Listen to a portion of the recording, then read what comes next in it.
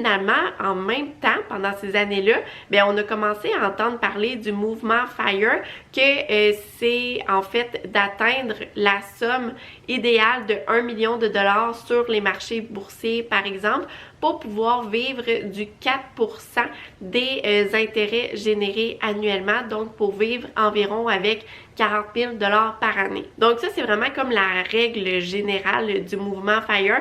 Même, il semblerait là, que ça aurait modifié. Peut-être que finalement, on n'aurait pas besoin de la somme de 1 million de dollars pour prendre sa retraite.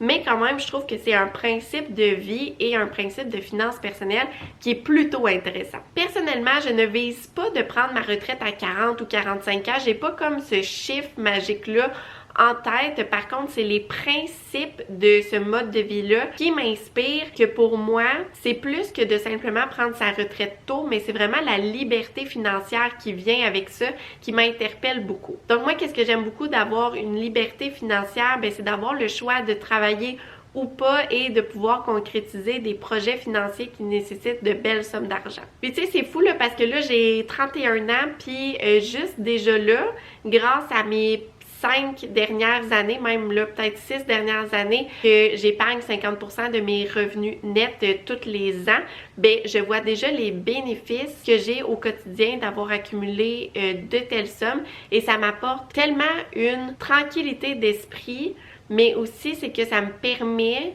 de prendre des décisions financières que je pourrais pas prendre autrement si